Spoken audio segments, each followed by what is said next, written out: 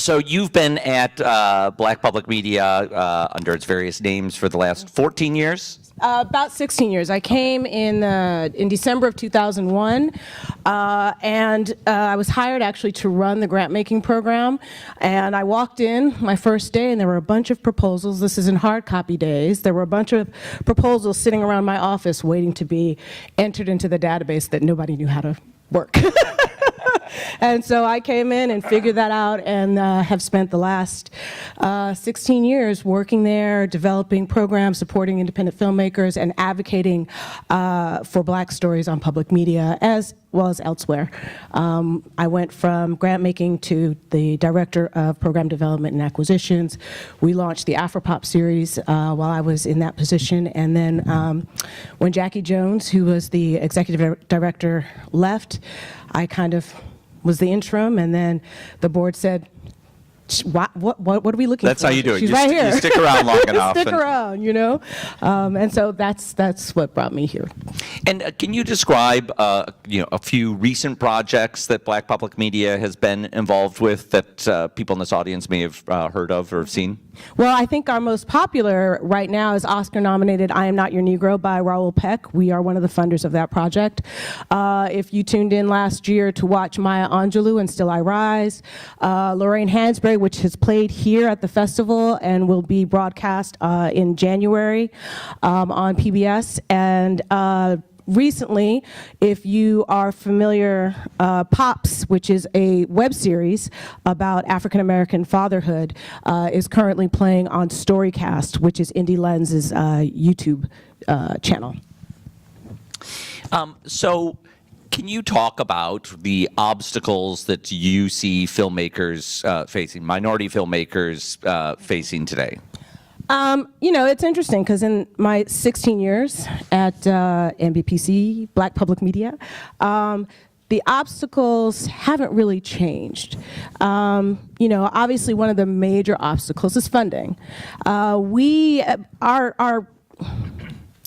At Black Public Media, we have the benefit of actually seeing the range of stories about the Black experience, historical, contemporary, art, sports, and yet I would say a fraction of those stories have ever been made.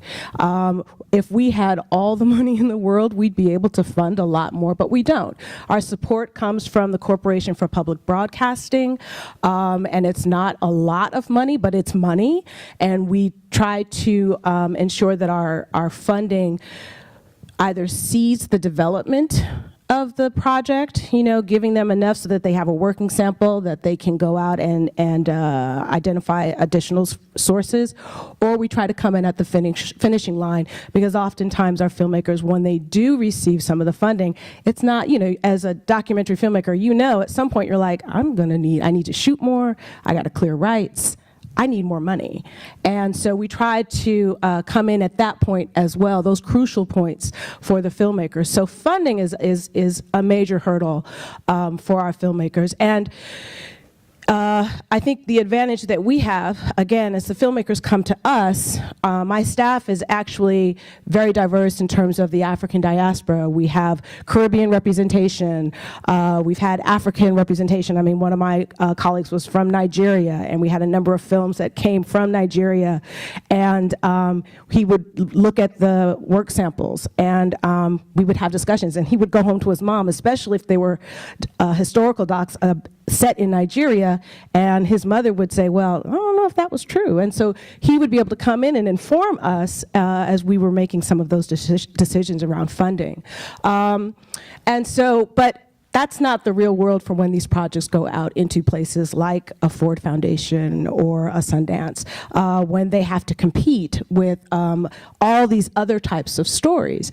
And oftentimes, and I've been on panels, on funding panels, where someone has said, oh, but we've seen that story before.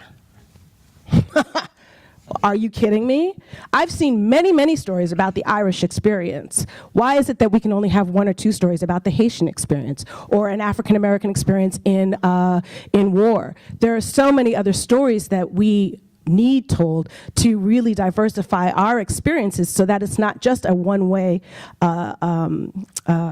you're not only seeing our experience from, say, the African American experience. African Americans now are from Nigeria, they're from the Caribbean, and they're like myself with family history that's rooted 200-300 years old. So, and even with that, there are a gazillion other stories that should be told, but they have a hard time getting made because other people around the room aren't familiar with those stories, and they don't necessarily feel that those stories are important. So I think even in the funding, when we're talking about funding, those are some of the challenges that filmmakers have to face when they're trying to raise that money. Then after funding, if you're lucky enough to get funded, let's talk about the challenges of distribution that are unique for minority filmmakers. Yeah, I think again, it's competition. I mean, we all want good stories. You know, we at Black Public Media, we don't fund bad stories. You know, we fund good stories. We want good stories. Everybody wants a good story. But again, I think the challenge is having the decision makers understand why this story is important, and not just why it's important, but how can it reach an audience. We do a lot of work around engagement with our filmmakers, with our Afropop series, which we launched because at the time I had 6 titles that were up for public television broadcast, and if you are familiar with the system at all, if you're not on Independent Lens, if a filmmaker doesn't get their film on Independent Lens or POV or American Experience, American Masters, then they have to basically market that film to the stations individually, which means that you don't get common carriage, you don't have, you have a difficult time trying to promote it. You actually have to go city by city. You have to make sure that the programmer is actually going to program it in prime time, et cetera. So we launched the Afropop series to create a platform for these diverse stories for distribution. And it allowed us to be able, we work closely with World Channel now, and it allows us to have a primetime broadcast, a date that we can market and promote around. We do interviews with the filmmakers. We work with African American museums around the country to get those stories shown, even usually after the broadcast, because we know not everyone is tuning into the broadcast. So distribution is a challenge, and you have to be very smart and savvy in terms of making sure your project is seen. Public television is great because it's free, but I'll be honest, not everybody watches public television. And especially nowadays, nobody watches it, you know, at 8:00 p.m. on Monday, January 15th. You know, we stream content as well. That was our website, blackpublicmedia.org, has actually been around for about 10 years, so we just ended up changing our name to Black Public Media. But we launched it because we wanted to provide opportunities for the content to connect directly with audiences. So distribution is always going to be a challenge, I think, for Black stories. And you need to have people who know how to connect, not just with Black audiences, but with audiences on a whole. You know, I'm not of the belief that my stories are only for the Black audience. My stories are for everybody because it's a good story. I think we have a clip reel from Afropop, so why don't we look at that? Mm-hmm. I'm interested to hear about some of the things that you're seeing about when it comes to filmmakers marketing their work and getting smarter about marketing their work. Mm-hmm. You know, lessons that apply whether you're a Black filmmaker, minority filmmaker, or any kind of filmmaker. Mm-hmm. You know, some of my, there are 2 filmmakers that we have funded over the years that I think are the smartest when it comes to marketing and promoting their films, because they have found ways to use the digital media space to market. One of Byron Hurt, one of them? I'm sorry? Is Byron Hurt? Byron Hurt is one. Actually, there's 3 actually. So Byron Hurt is definitely one of them. Byron, he is a speaker. He speaks everywhere. I receive Byron's newsletter that goes out, and he talks about the issues that he has covered in his films everywhere. He's been on so many different college campuses, and so he's actually reaching out to younger audiences. But Michelle Stevenson and Joe Brewster with their film American Promise, which actually took them, I mean, it was a longitudinal film documentary anyways, because they were tracking their son as he was going from going through his educational going through school from kindergarten all the way through 12th grade at a private institution. And so, but they also, I think about probably 3 years before they were finished with that film, they started thinking about their engagement and what they were going to do. At the time, we were running what we called the New Media Institute, because we were trying to encourage our makers to become versed with the social media tools and digital media tools and how they can use them to amplify their stories or to market their stories. And so they participated in that. They also went over to BAVAC and they participated in professional development training. And so they came back, and even before their film was done, they had an engagement campaign that included not just screenings around the country, because people, that's still something that you should do. Even if your film is going to be on Netflix, if you don't have any marketing and promotion from Netflix, you're going to have to do that yourself. How are you going to do it? You need to get it out there. So public screenings are important, but they also worked and partnered with groups like the Open Society, and who was doing a program on black men and boys, and they created discussion guides, but they worked with groups that were in communities under the Black Men and Boys organization. And so they were able to bring the film and clips of the film into those communities and have discussions. So that was, I just thought that was brilliant. They had already thought that out, and they identified funding, which is really, really hard for impact campaigns, which is what we call them now, right? But they did that work, and that film continues to be used and seen around the country. And actually, I think it was broadcast maybe 3 years ago, 3 or 4 years ago. And then, the third filmmaker is Thomas Allen Harris. And Thomas Allen Harris, his last documentary was about Black photographers. And he had a really difficult time, getting it funded, because in 2008, the economic downturn, and then funders were not really interested in supporting historical documentaries, because the rights were, rights fees were becoming astronomical, because archive houses were like, wait, it's gonna be online, we're gonna charge money, and there was all that craziness. And so, he decided he also wanted to find other types of photographs from family history albums. So he created this, they call it the Digital Diaspora Family Roadshow. And he goes into communities, he works with libraries, he works with schools, he works with museums, and he would go in and they would blanket their community and say, bring in your family photos to be digitized, because a lot of people, even for my parents, they haven't digitized all their photos. So they're gonna, if we don't get them digitized soon enough, they're gonna fade away. But the people would come in with their photographs, but they would tell their stories about those photographs. And so he created a website so people could upload their photographs. And all the time he would talk about his film. And where it was, he would show a clip from his film. And so by the time he did finish his film and it aired on Independent Lens, he had already amassed this huge audience, people who wanted to see this film, because also their photograph might be in the film.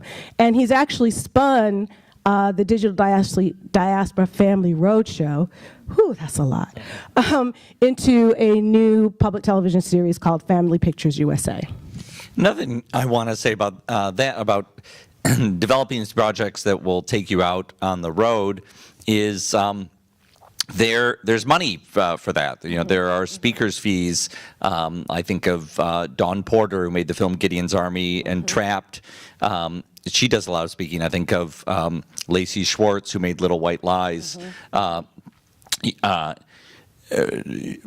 you are hitting that circuit of universities or other organizations, and we're thinking about ways in which we can make documentary filmmakers' careers sustainable, that's an important tool to put in your box. Oh, I mean, I think that's absolute. Again, that's Byron Hurt, who, makes a lot of money, I think, from his speaker fees, and Dawn Porter, who's actually on our board, and Dawn's an incredible speaker. So yeah, I think that's definitely. It's important to think that, as a filmmaker, you've developed a certain set of expertise, and this is another way to share it. Yeah, absolutely, absolutely. I agree. So, in the last few years, we've seen movements like Black Lives Matter or Oscars So White. We've seen some prominent black films, get out there. Last year, for the Oscar nominees, 4 of the 5 nominees were black filmmakers. Are these signs that things are getting better, or is it an illusion? I'd like to say that it's a sign that things are getting better. But then, I think of the blaxploitation era.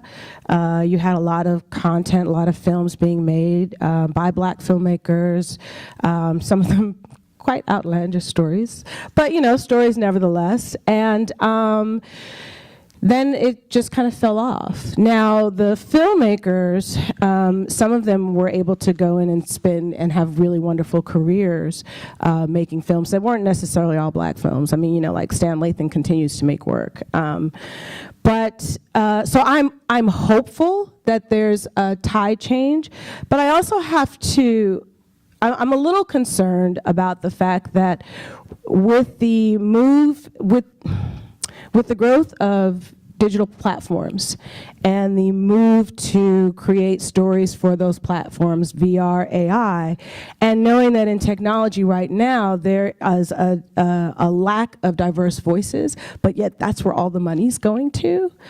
We're people of color, we're coming into the traditional space of film. But we also need to be in that new space where those stories are being told, and we need to flood those as well. So I'm hopeful, but at the same time, cautious. So for people who aren't black filmmakers, what should they be doing to diversify their crews and having professional dialogues that strengthen a larger community? Well, I mean, you talk to other people and ask who, I need a cinematographer, would like a person of color. There are plenty of them out there. There are editors of color. Sabrina Schmidt-Gordon is one of them. She's an amazing editor. And producers and directors. I think sometimes I sit in rooms and I hear, oh yeah, we're going to bring we're going to address diversity and bring in a production assistant of color. That's great. I'm not saying don't do that. You should, because young people need opportunities. But I'm not young, and I have a group of colleagues that have been working in film for a very long time, and they can be hired too, and they're experienced. They have a lot of experience, and they need to be hired. They need work. So I think there's our organization. Obviously, we try to make as many recommendations as we can if people are looking to staff their crews. But you can also go, look at the credit bed of a documentary filmmaker that you admire, whose story you like, and look at those names, because many documentary filmmakers of color, because we know it's a challenge to have other people of color in positions in decision-making positions, we hire each other. Just like everybody else hires each other. But look through that credit bed and say, oh, you know what, let me check out this person. Because obviously they're going to have a website, and you can find out their credits. It's really not that hard. You just have to ask, and you have to dig around a little bit. So we've got just a couple minutes left.